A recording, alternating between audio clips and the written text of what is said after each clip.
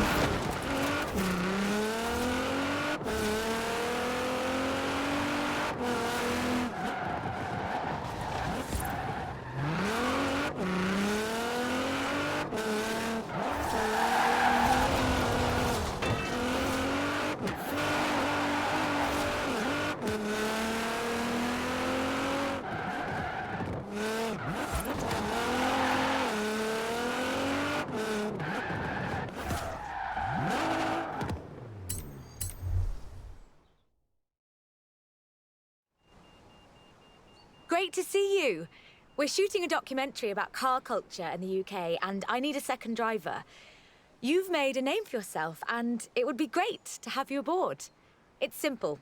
You drive, I tell the story. Let's do it.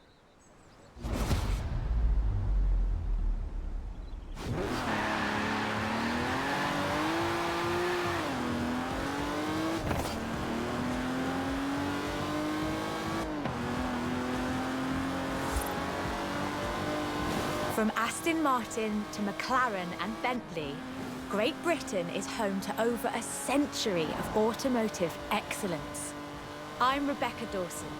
Welcome to British Racing Green, a documentary celebrating that history.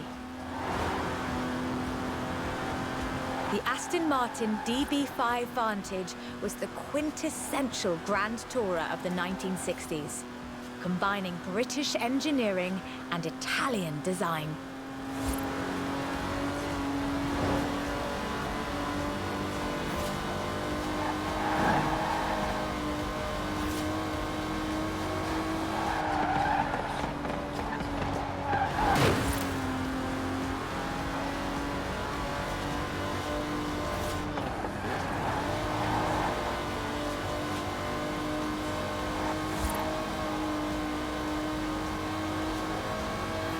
The Vantage featured side-draft carburetors and a refined camshaft profile, capable of a blistering top speed of 162 miles an hour in 1964.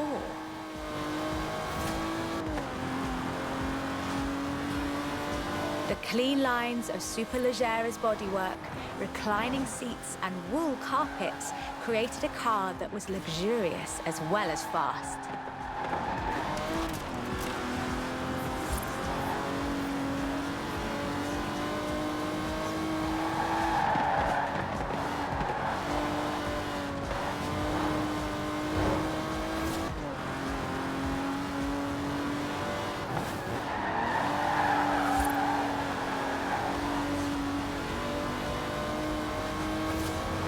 This car would form the basis for the DB range, with later cars improving on the design in many ways.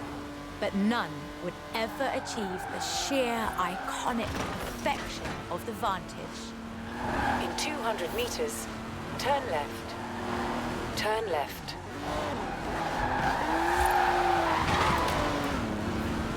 For all of its beauty and engineering perfection, only 65 of these beautiful machines would ever be built.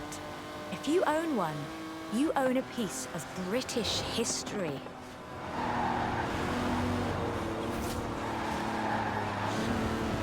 In 200 meters, you will arrive at your destination. The silver DB5 would be immortalized in half a century of cinema. The classic Aston Martin. But in 2016, a new DB was unveiled, heralding the dawn of Aston Martin's second century. The DB11 is the first production turbocharged Aston Martin. But is it a worthy successor to that legacy? The short answer is yes. It's bold, responsive, and agile. It's perhaps the best GT chassis in the world. And listen to it.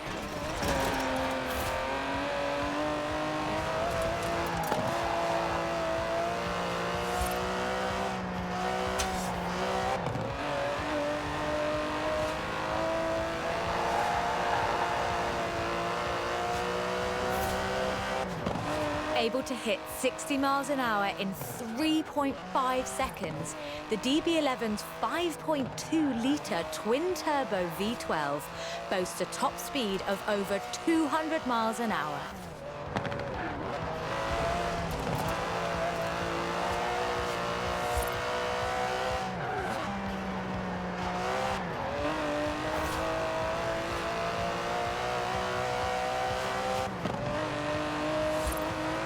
The DB11 is not the fastest car in the world, but then it's not trying to be. It's sophisticated, effortless luxury. It's an Aston Martin.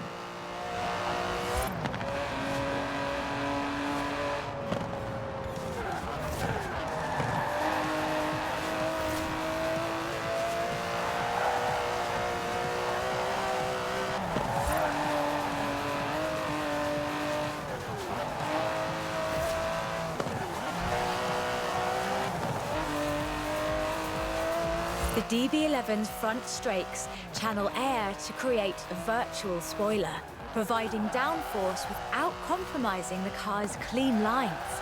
Brilliant.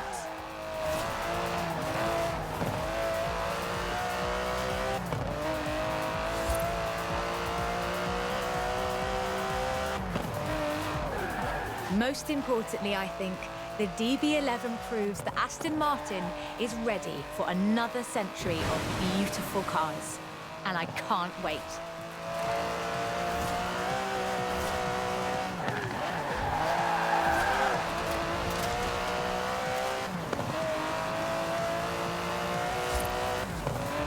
Beautiful as they are, Aston Martins are only one of many cars made in the United Kingdom. Let's see what else is out there.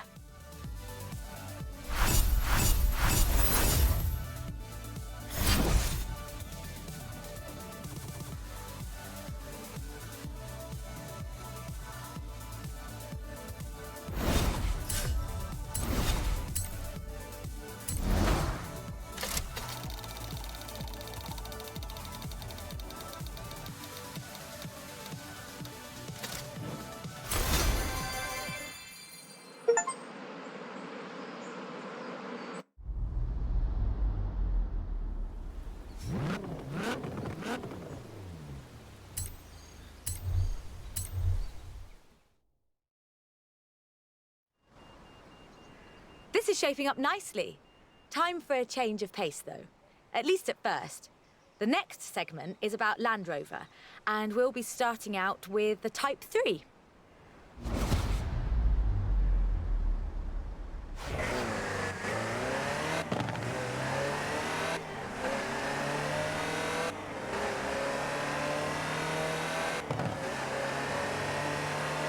Land Rover, the British sports utility vehicle. But before that, they were actual utility vehicles. Solid, tough trucks, unstoppable over almost any terrain. In 400 meters, turn left. The Land Rover Type 3 marks the point where that shift begins. And we'll be looking at what that meant.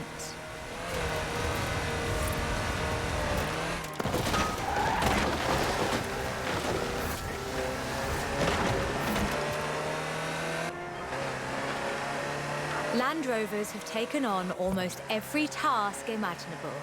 They've been generators, tractors and ambulances. They've brought peace and carried medicines to disaster zones. They've even been buses.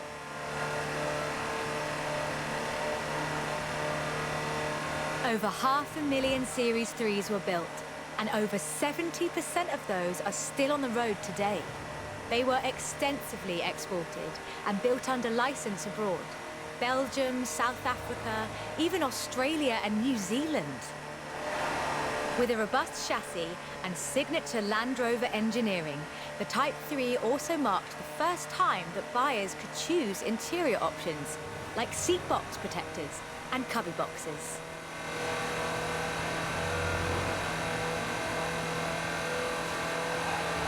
That trend continued, and by 1982, Land Rover were offering the county spec Type 3.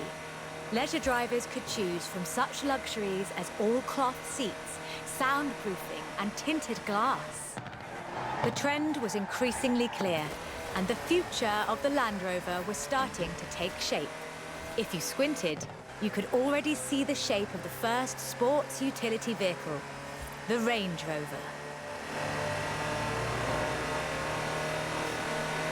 While the stock Type 3 would never be particularly fast uphill, there is almost no hill that it couldn't climb, or down for that matter, if you've put a proper winch on it.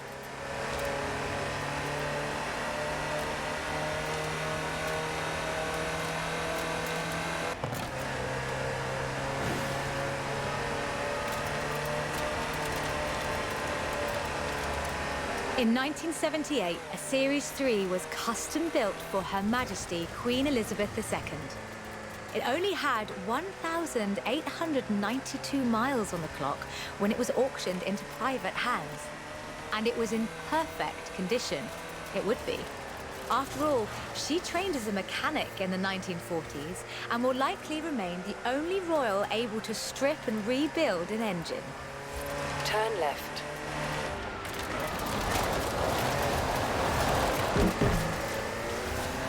In 200 meters, you will arrive at your destination.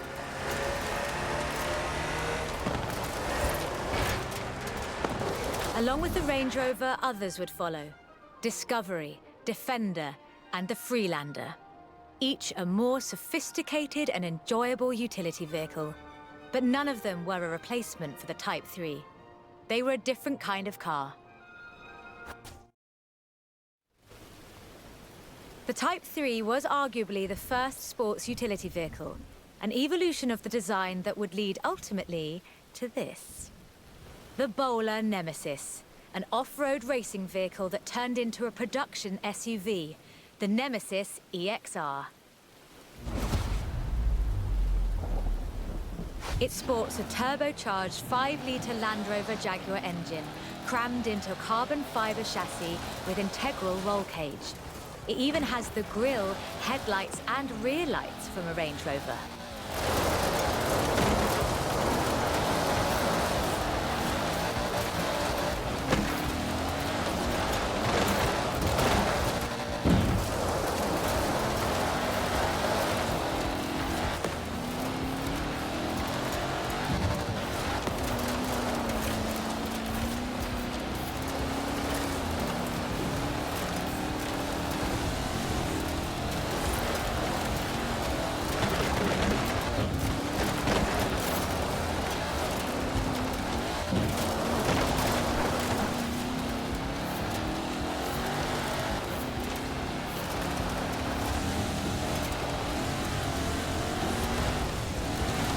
If you want to see what the Type 3 would be like if it ever stopped doing important things, this is it. And it's beautiful.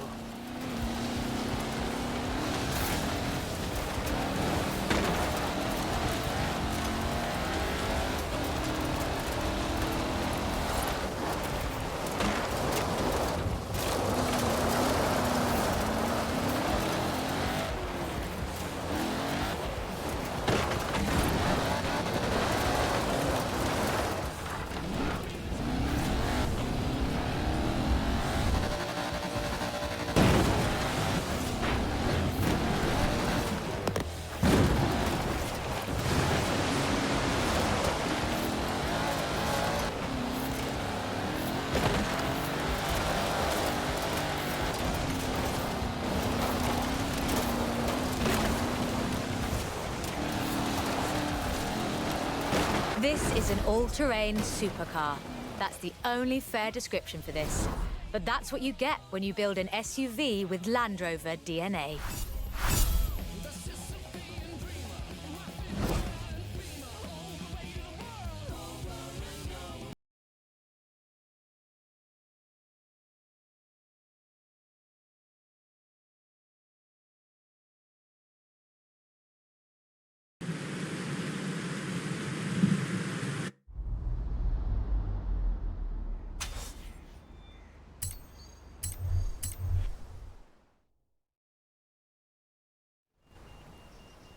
Hope you're enjoying yourself. I know I am. It's great to be able to just focus on telling the story while someone else handles the driving for once. Let's get to the next one. This time, it's Lotus.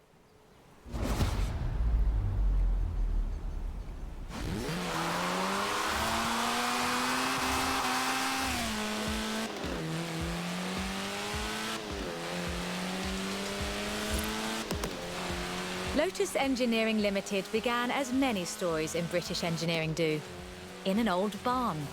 The first Lotus cars were offered as kits. You built them yourself. From 1962, they began to actually build the cars themselves. The Elan Sprint showed exactly what they intended to do. Built around a steel backbone with a fiberglass chassis, the Sprint weighed in at a meager 687 kilos parked on the curb.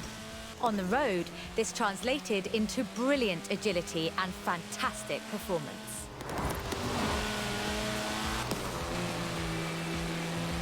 Designer Colin Chapman famously said, Adding power makes you faster on the straights.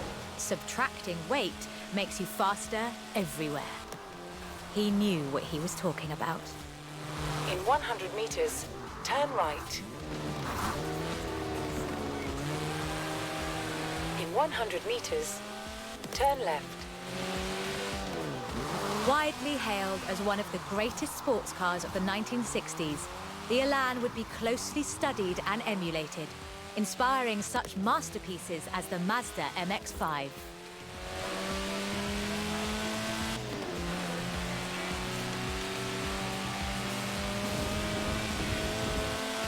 The Elan has all the energy, style, and enthusiasm you would expect. Bold, quick, and fun. So much so that they put it in the name.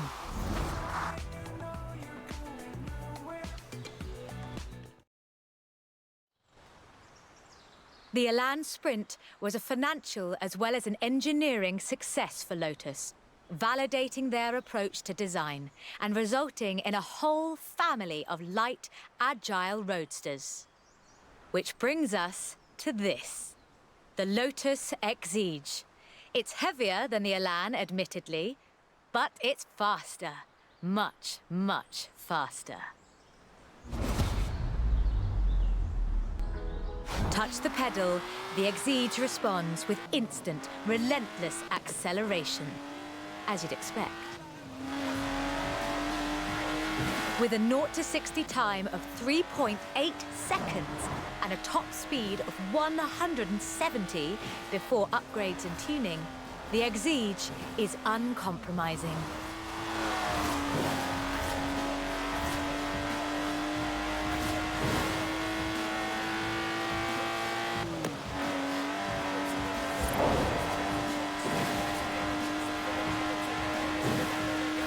And there's no power steering, so you can really feel the road.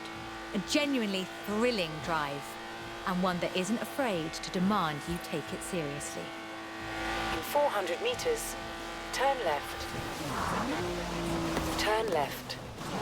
In one word, Lotus is about the experience. Uncompromising, challenging. This is a car that demands you drive it well. And when you do, you'll see what the fuss is all about.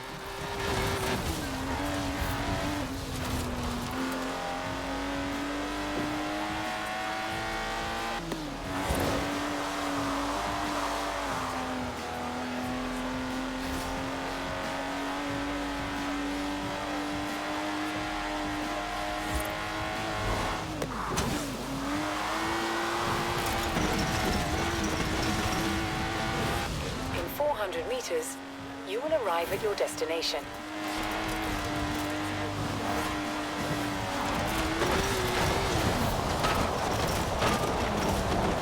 And with rumoured launches of 2 new cars in 2020, Lotus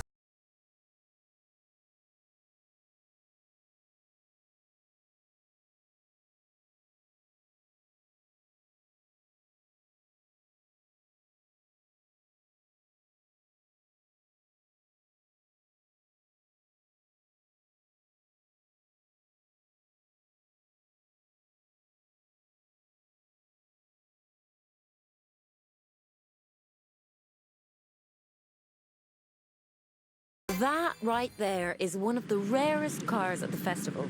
What can I say? I've got another opportunity for you.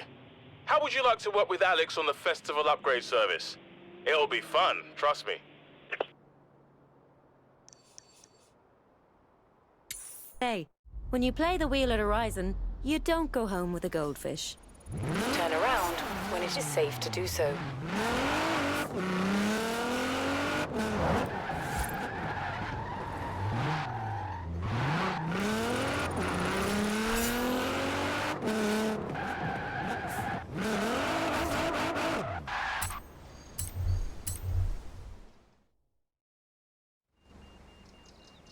done much rallying? That's a joke. We've all seen what you've been up to. We're doing the next bit on location. You'll see why when you get there.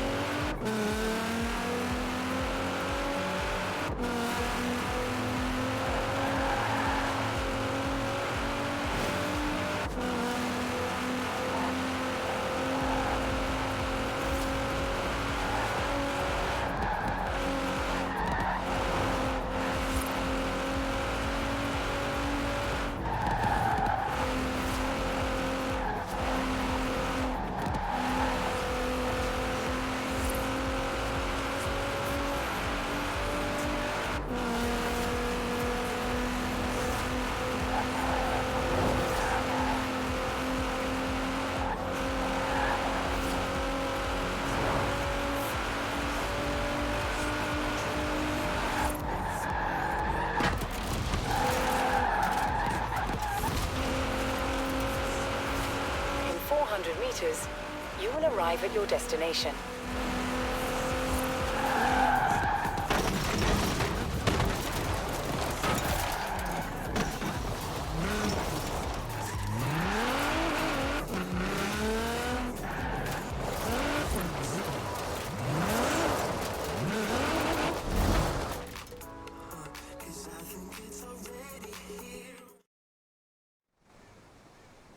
Ford, that most American of cars. But the Ford Escort, oh, that's British. And more than that, the Escort would become for many synonymous with Group B. In the 70s, Ford had embraced that destiny so firmly that they'd begun their own championships to find new drivers. Drivers for cars like the RS 1800. This was a car designed explicitly for rallying, with a powerful fuel-injected 1790cc Cosworth BDE engine.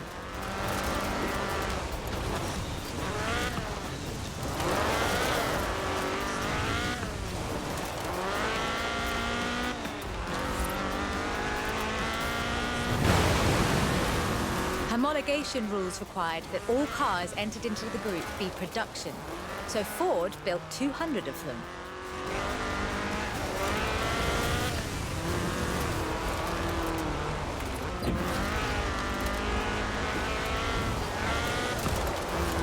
The RS 1800 raced to victory after victory across the rallying world, on almost every continent and across every terrain type imaginable. This car was basically unbeatable. The RS 1800 brought home 17 World Rally Championship victories for Ford.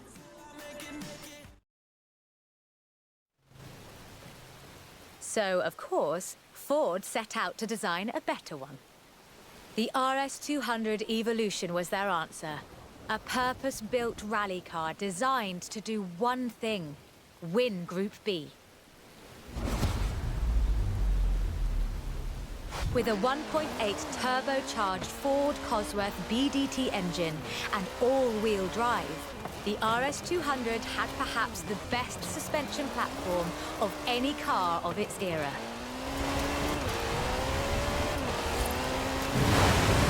The chassis was fiberglass from Reliant, and the massive Ford parts bin was raided to give the car that iconic look.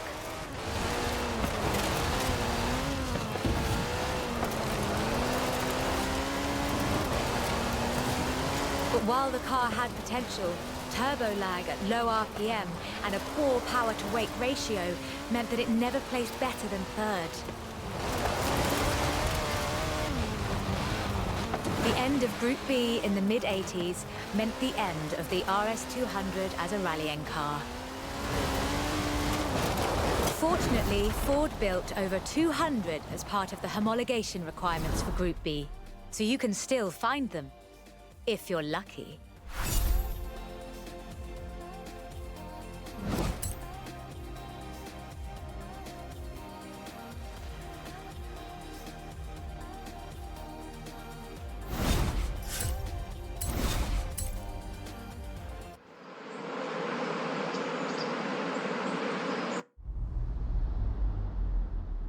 Turn around when it is safe to do so.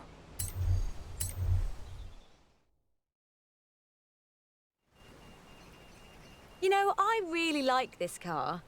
Not that I'd want to drive it for too long. Squeeze yourself in there and let's see just how fast you can make it go. Which won't be too fast. But hey, I could be surprised. The Peel P50 has the dubious honor of being the smallest production car in the world. A one-door microcar coupe, featuring a 42cc air-cooled engine, capable of a heinous 38 miles an hour. And a handle, so you can pick it up and carry it with you when you get to work. And keep in mind that this is the production version. The prototype had the single wheel at the front. Why would you think that was a good idea?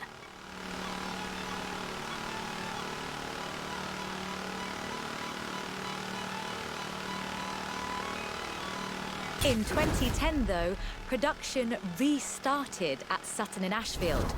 So, if you'd like to own the modern incarnation of this, I suppose you can.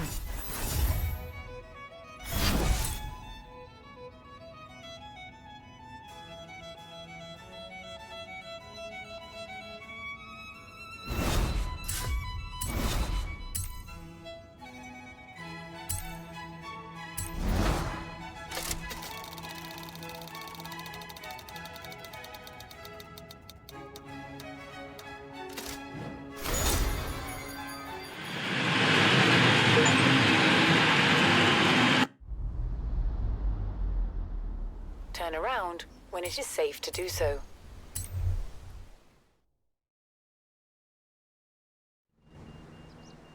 Hey there! How about a car with some actual legroom and some actual speed? This section's about what happened when McLaren decided to make a road car. You're going to enjoy this. Carbon fibre and fiberglass aren't great insulators.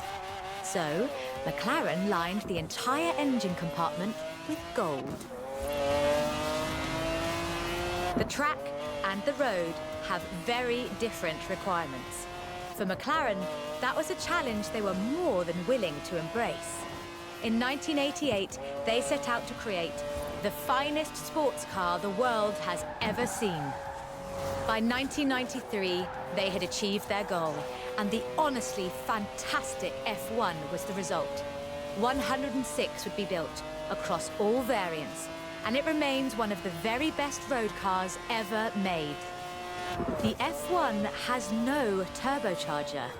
That would have compromised the driving experience, increased complexity, and resulted in turbo lag. The F1 is a naturally aspirated supercar, one of the fastest in the world, in fact. Everything about this car is innovative, from the carbon fibre monocoque to the central driver position. McLaren threw the book away when they designed the F1, then they wrote a better one. The F1's monocoque chassis is incredibly lightweight, only 100 kilos all told, which posed a significant challenge because carbon fibre and fiberglass aren't great insulators. So, McLaren lined the entire engine compartment with gold. In 1998, the F1 prototype set the world record for fastest production car, a record that would stand for 2 decades until the Koenigsegg CCR claimed the crown. McLaren's racing heritage is so deeply ingrained in this machine that when they took it to Le Mans in 1995 and faced off against purpose-built racing machines, they won.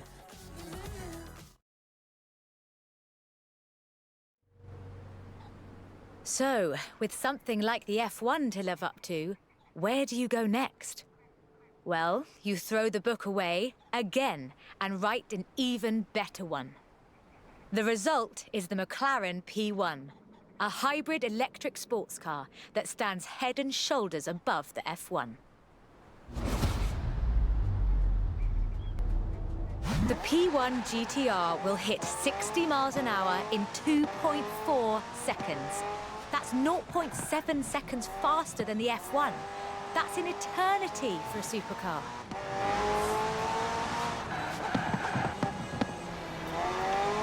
The car's blistering performance is delivered by a twin-turbo V8, supplemented by a McLaren ECU electric motor and instant power assist system.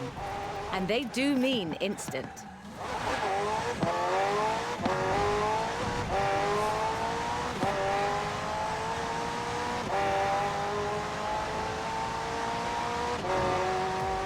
Remember those problems with turbo lag? McLaren solved that with the hybrid drive. While the turbos build pressure, the electric motor drives the wheels. No turbo lag, just torque. And because it's a hybrid, it has an all-electric range. Running on batteries alone, that's 6.2 miles. A bit more if you're going downhill.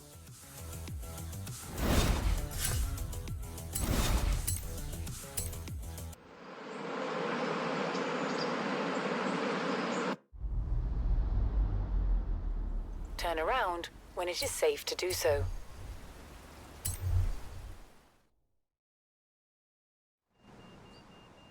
I quite like sleeper cars.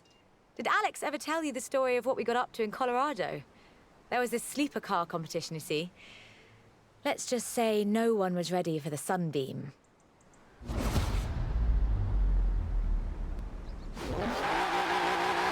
Lotus never quite let go of the upgrade game. So in addition to building their own supercars, they upgraded cars from other marques too. The Lotus Carlton was one such aftermarket upgrade. Lotus took a respectable four-door Vauxhall saloon and turned it into a supercar. From the outside, there are a few signs that this is something special. Wider wheel arches, that sort of thing. But under the bonnet, that's where the magic starts. Engine capacity was increased to 3.6 litres, and twin Garrett T25 turbochargers were added. The engine block was reinforced, and new crankshafts were forged by Opel and machined in Germany. At the roundabout, take the third exit. The tyres were widened, and the tyre compound from the Lotus Esprit was used. To handle camber change issues, they put in the self-leveling suspension from the Opel Senator. The only upgrade they didn't put in was an electronic speed limiter. All of this resulted in the Lotus Carlton, designated Type 104 by Lotus. A 177 miles per hour supercar, masquerading as a four-door saloon. Only 950 of these custom gems were built, and they've become something of a modern classic. The Lotus Carlton was an example of how to turn a saloon into a supercar, but that's not the only thing Lotus got up to. In 1979, Chrysler approached Lotus to create a strict rally version of their Sunbeam three-door hatchback. Lotus, as you might imagine, rather enjoyed the challenge. They took the rear-wheel drive hatchback and changed everything that matters. They stiffened the suspension, improved the anti-roll bars, and widened the transmission tunnel.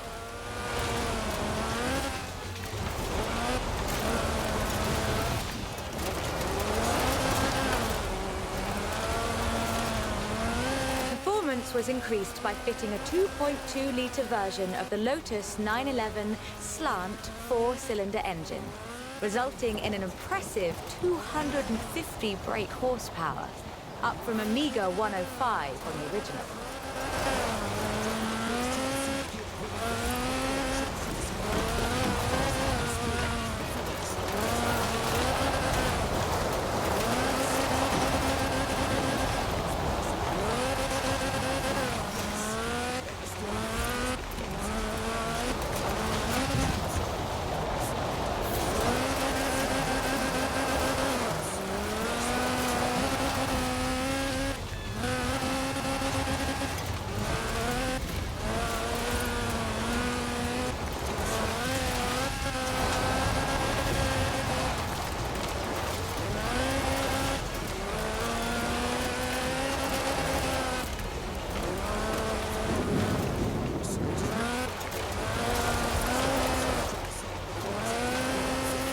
More importantly, the Lotus Sunbeam saw racing success too. In 1980, Henri Toivonen won the 29th Lombard RAC Rally in his Sunbeam.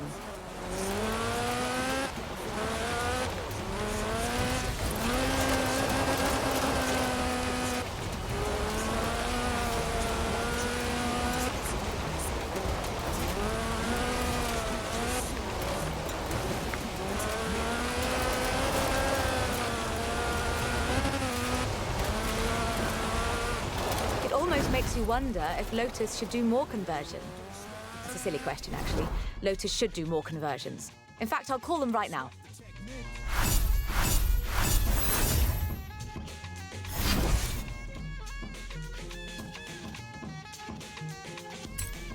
I speak indiscreet, 'cause talk is cheap, then I get deep in the belief. They never roll old techniques, become antiques. Better than something brand new, cause it's in a while. Style I have much more vibe. Classical, too intelligent to be radical. Masterful, never irrelevant, mathematical. Here's some soothing souvenirs for all the years you fought the sword and thoughts and it's cool when you freak trip.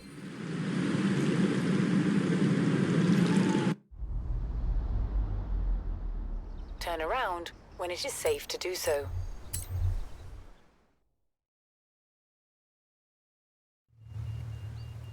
I honestly think these might be some of the most beautiful cars in the world. And the story of how it came about is, well, really British. Get in the car and let's get this segment.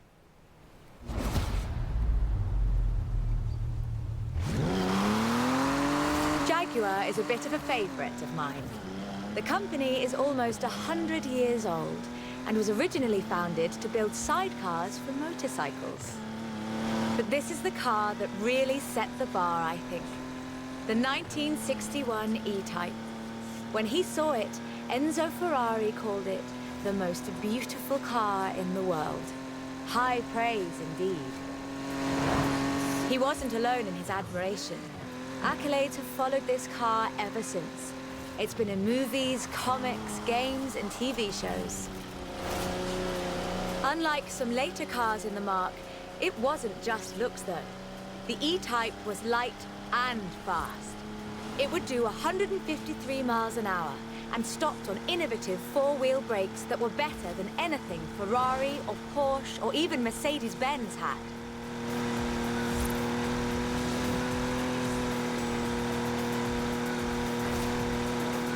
It was solid too, with a design based on the D-Type that won the 24 Hours of Le Mans 3 years in a row.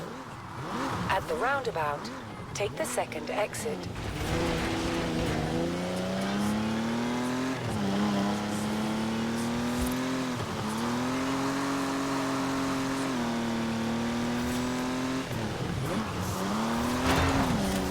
Anyone who owns an E-Type will tell you that the key to their reliability is to drive them regularly, as if you'd need the excuse.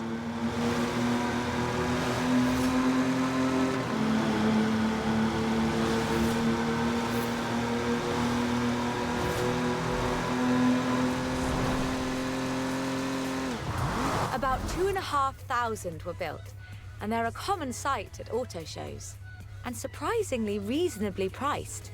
All in all, an almost perfect Jaguar. The E-Type was the successor to the Le Mans winning D-Type, but what would that look like if Jaguar designed it today? In 2013, Jaguar answered that question with the F-Type Project 7, a spiritual successor to the E-Type, and designed from the ground up to be the purest, most enjoyable Jaguar yet. The car's heritage is proudly displayed in the gorgeous D-Type curves and the distinctive aero hunch behind the driving position. But like the E-Type, it's not just a pretty face.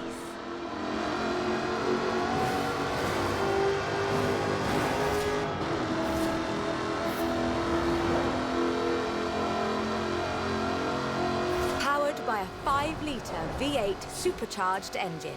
With a fully aluminium body, it's blisteringly fast, with a 0 to 60 speed of 3.8 seconds and a top speed of 186 miles an hour. A car as beautiful as this must surely have been a carefully authored design. Actually, it started as a sketch by designer César Pierri, thrown together one Friday in his free time.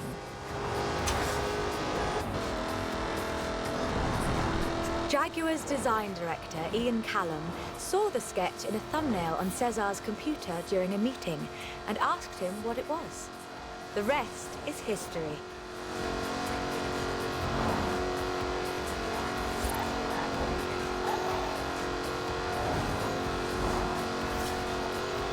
"250 Project 7s were built, as both a successor to the E-Type and as a celebration of Jaguar's victories at Le Mans.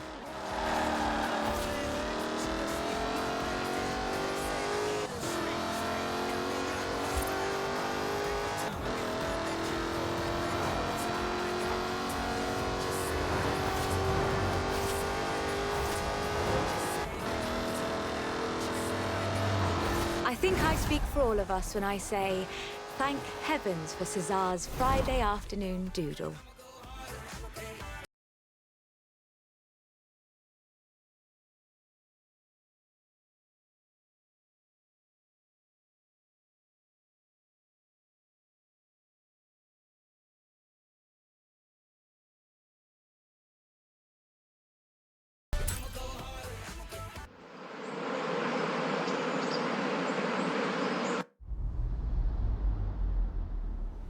Turn around when it is safe to do so.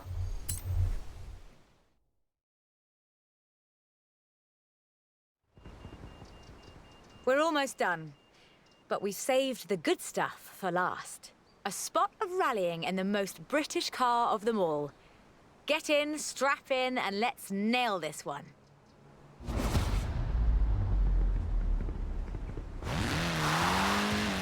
There is one car built in Great Britain that is, quite fairly, considered one of the most influential cars of the century. In 100 meters, turn left. It's a surprisingly spacious little city car with a side-mounted engine. It's an icon of popular culture. It's been built on every continent where there's a car factory. It's the Mini.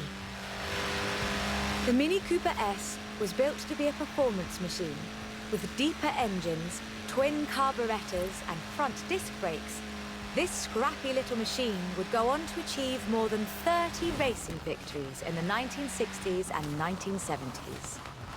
A Mini Cooper S flying number 37 placed first at the 1964 Monte Carlo Rally.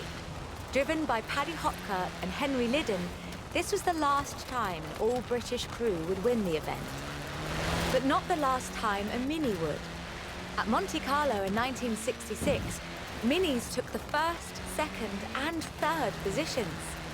They were all disqualified because they had dimming headlamps, not because they were winning everything in sight. In 1999, the Car of the Century Award was presented to the most influential car of the 20th century. The Mini came second. It was beaten by the Model T Ford. That's fair, I suppose. 5.3 million Minis would be sold, making it the most popular British car.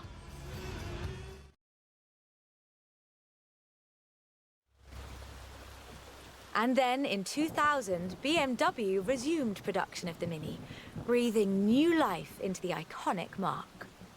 If the Mini of the 1960s had its sights set on the roads of Monte Carlo, the X-Rayed Countryman has its eyes on something a little tougher. The deserts and rough terrain of the Dakar, for starters. A wit once said that the only thing Mini in this monster was the pedal. That's rather missing the point, I think. The X-Rayed Countryman is much, much bigger than the Mini Cooper. It has to be. A stage of the Dakar demands literally tons of gear. You could call it a tank. It does rather sound like one.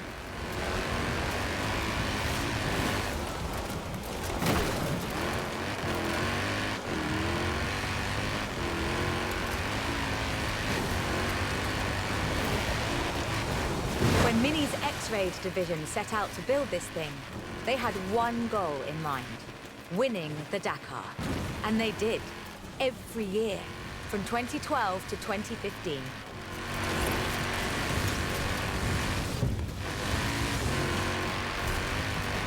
In 400 meters, turn right. It's designed to be driven for 2 weeks over deserts and badlands, 5 kilometers above sea level. And it still handles like a hot hatch on a nice bit of dry airstrip.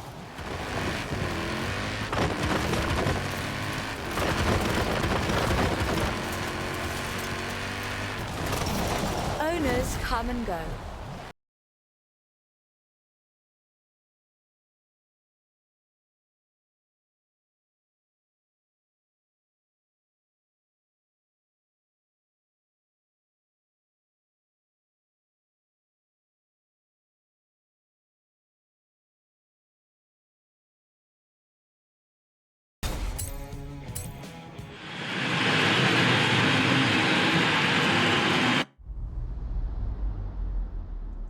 turn around when it is safe to do so.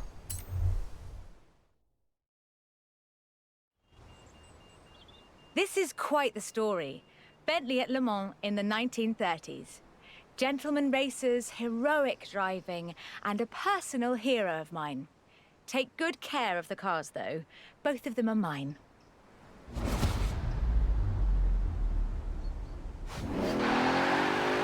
Bentley, a company founded in 1919 in Cricklewood, North London, and purchased by Rolls-Royce in the 30s. A company synonymous with both racing and luxury. Perhaps the best example I know of those two extremes of British engineering. For almost a century, every Bentley was hand-built to exacting standards. So at the beginning of the 21st century, when Bentley revealed their first mass-produced car, there were a great many questions. The car was the Continental GT, an elegant grand tourer that combined a racetrack pedigree with exquisite style and all the power you could need.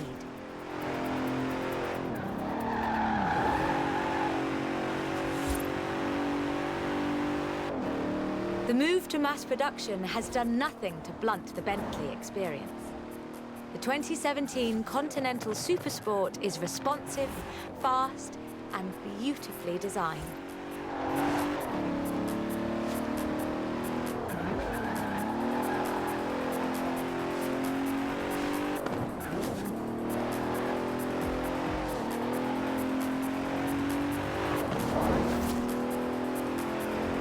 It brings together all-wheel drive, carbon fiber bonnet sides and side skirts to create the most powerful, performance-focused car the company has ever built.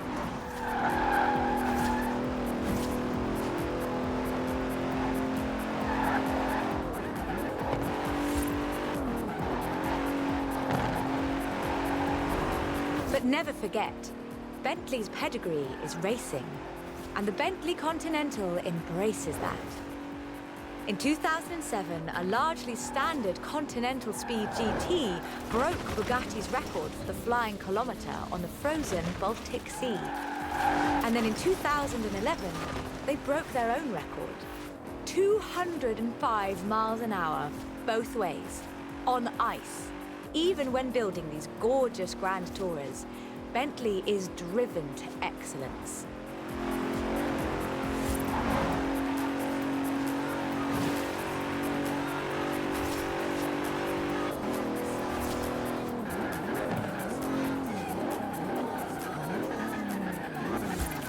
We'll reset and take that section again.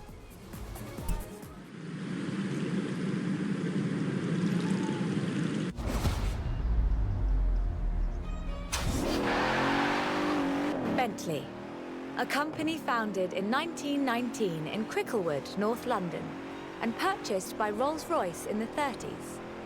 A company synonymous with both racing and luxury. Perhaps the best example I know of those two extremes of British engineering. For almost a century, every Bentley was hand-built to exacting standards. So at the beginning of the 21st century, when Bentley revealed their first mass-produced car, there were a great many questions. The car was the Continental GT, an elegant grand tourer that combined a racetrack pedigree with exquisite style and all the power you could need. Bentley, a company founded in 1919 in Cricklewood, North London, and purchased by Rolls-Royce in the 30s. A company synonymous with both racing and luxury. Perhaps the best example I know of those two extremes of British engineering. For almost a century, every Bentley was hand-built to exacting standards. So at the beginning of the 21st century, when Bentley revealed their first mass-produced car, there were a great many questions. The car was the Continental GT, an elegant grand tourer that combined a racetrack pedigree with exquisite style and all the power you could need. The move to mass production has done nothing to blunt the Bentley experience. The 2017 Continental Supersport is responsive, fast, and beautifully designed.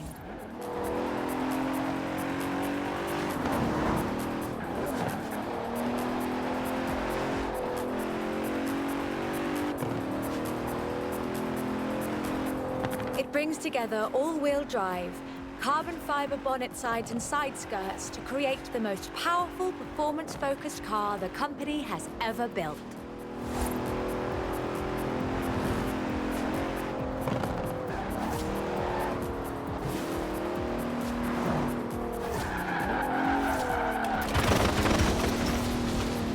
But never forget, Bentley's pedigree is racing, and the Bentley Continental embraces that. In 2007, a largely standard Continental Speed GT broke Bugatti's record for the flying kilometre on the frozen Baltic Sea. And then in 2011, they broke their own record. 205 miles an hour, both ways, on ice. Even when building these gorgeous Grand Tourers, Bentley is driven to excellence.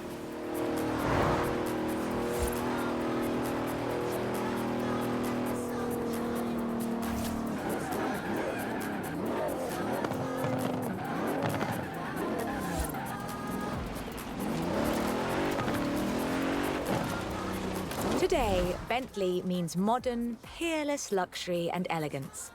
But that's far from the full story. A century ago, Bentley meant something else entirely. It meant Le Mans. In 1930, eccentric race team owner Dorothy Paget financed a rather special Bentley at the Le Mans. It was a 4.5-litre supercharged masterpiece, driven by Sir Henry Bentley Boy Birkin. It posted the fastest time on the day, but it failed to finish. But what a race it was. Sir Henry's courageous driving forced Rudolf Caracciola's 7-litre Mercedes out of the race at the cost of his own victory. But in doing so, he handed the day to the Bentley Sixes, a gentleman racer indeed.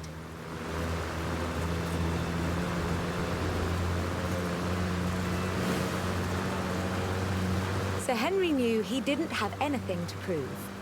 In 1929, the adventurer Mrs. Mary Victor Bruce had already driven the resolutely modern 4.5-litre Bentley at Montlhéry, setting distance, speed, and endurance records. The Bentley's performance so annoyed Ettore Bugatti that he called it the world's fastest lorry.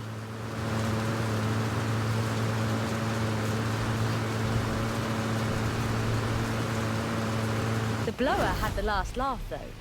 In 2012, it